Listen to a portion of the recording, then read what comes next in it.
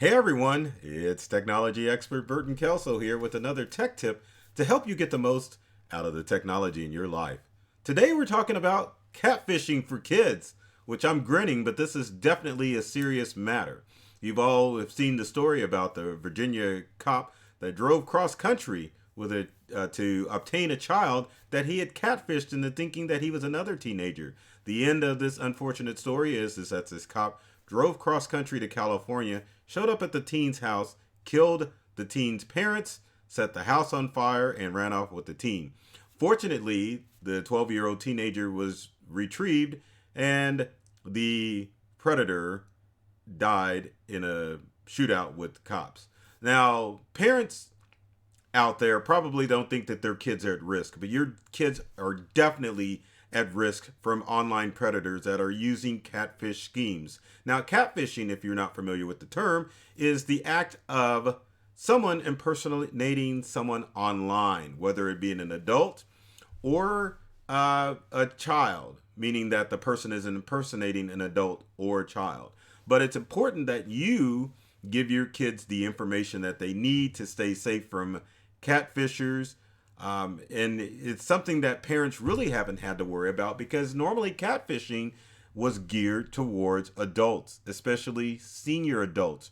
Remember those old romance scams? They haven't gone away, but now criminals are after kids. And as a parent, with me, with a 13-year-old and a 14-year-old, it greatly concerns me because some of the cyber threats that we think about are from criminals that are overseas. But more and more, we're seeing domestic cyber criminals, and that means that they can actually interact with your life. So let's go with some tips that you need to have in order to keep your kids safe from catfishing scams and catfishing people. So number one, I would recommend that you let your kids know the rules when it comes to their technology devices. One of the struggles we have in our household is that our boys think that their phones are actually theirs. So when it's time to give up those devices at night, they act like crack addicts and they don't want to give them up. But it's important that you set the rules as far as what is allowed and what's not allowed on your kids' devices. So that way they have a clear understanding of what they can do with those devices. For example, you need to set rules of where those devices can be used. Most kids will probably try to hide out in their bedrooms or even in the bathroom to do activity that they aren't supposed to do online. Now, make sure that your kids are using their smart devices in common areas of your home so that you can better monitor what's going on with their devices. Same thing with bedtime, no devices in the room. Same thing at dinner time. No devices at the dinner table. But parents, set the rules. Let your kids know so that there are no misunderstandings when it comes to those technology devices. Another tip that I want to throw out is a huge one. I've seen countless articles and TV broadcasts about parental control software. It's like when you hear these experts talk about how you can keep your kids safe online, parental control software is always thrown out there. But folks, let me be real about how parental control software works. Now, parental control software is a great idea, but the challenge is parental control software can't monitor every aspect of where your kids are going online. Parental control software, I'm going to get that word out one of these days. Let's try it again. Parental control software is designed in its current state to limit your kids from going to specific places on the web and limiting their activity when it comes to what times they can play on their devices. At no time, parental control software can monitor online chat sessions or direct message chat at all. None. It doesn't happen. And so that way, the parental control has to be a two-pronged approach, meaning that parents need to understand that, yes, I need to install parental control software, which I will say on most smart devices is built into Android and iPhone devices. There's really no need for third-party software.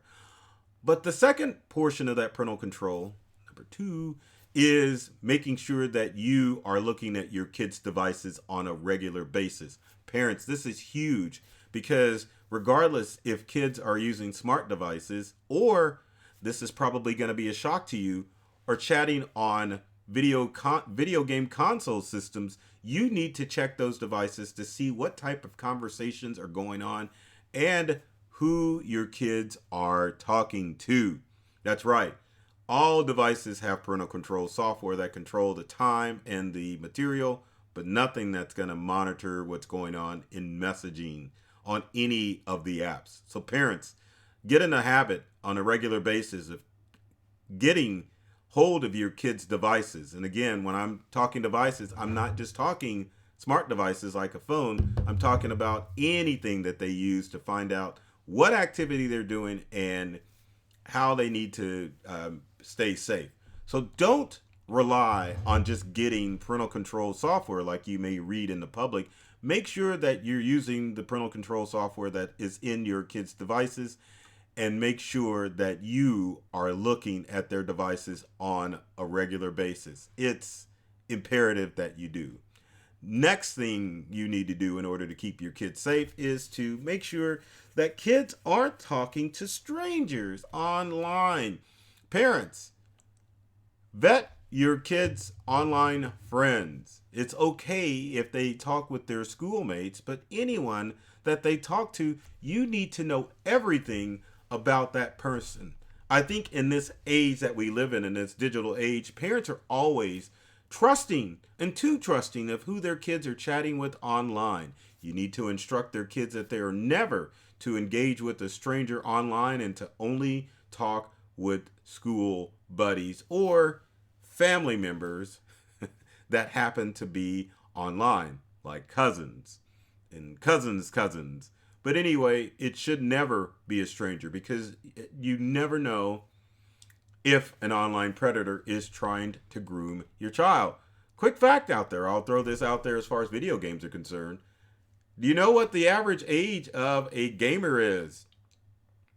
I know we're live, so I can't do the TikTok or the Jeopardy thing. I'll just tell you, age 35 is the average age of a gamer. So most parents are probably thinking that when your kid's online chatting and playing Call of Duty, that they're interacting with kids, probably grown-ups they're interacting with. So beware and make sure that you know everyone your kid's talking to. The next one is an excellent idea for parents as far as keeping their kids safe from catfish scams. Use Google Images to type in your child's name to find out if they are already sharing images online.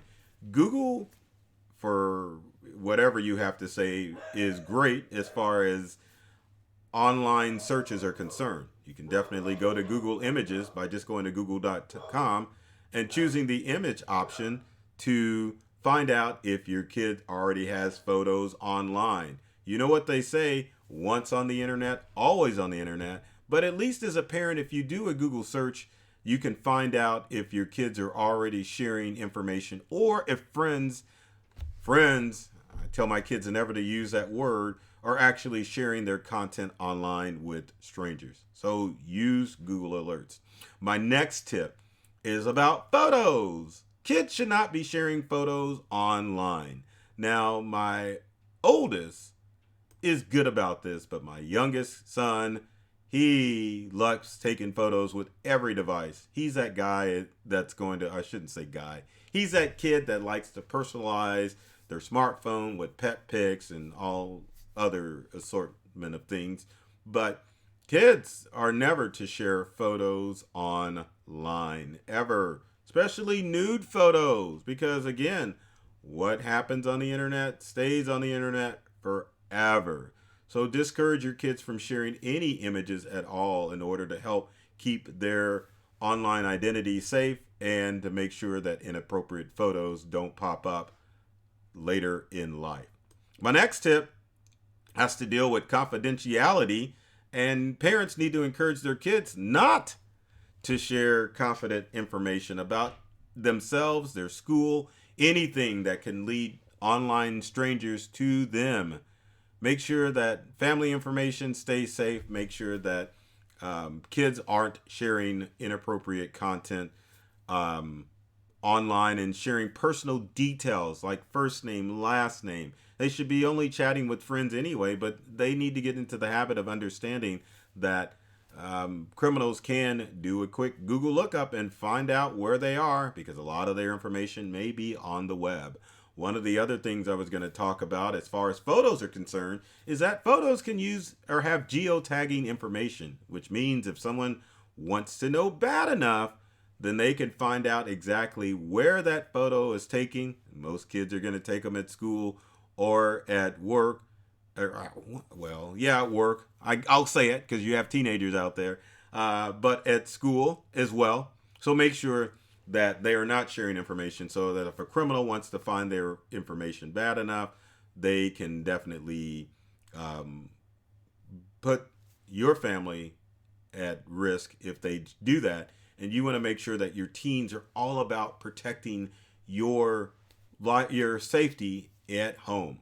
Another tip I was going to throw out there as far as catfishing scams are concerned is if an unknown person approaches your kid to meet, they are not to do it. Again, you want to keep your child's online circle small. You want to make sure that they're only interacting with people in the whatever area they're working in, whether it be work or school or even neighborhood kids. So keep the circle small. Make sure that no outside influences are coming in and influence your kids from catfishing scams. Catfishing scams aren't going to go away because with all cybercrime, it's a human problem.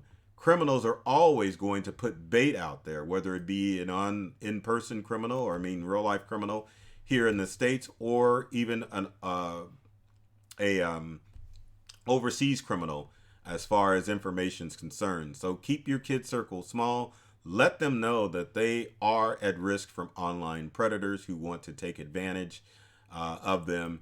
And make sure as a parent that you are keeping track of their devices so that you can keep your kids safe. Now, we'll say also, parents, that it's okay if you don't know the technology. Admit it and get help from someone who can help you understand those tech devices more.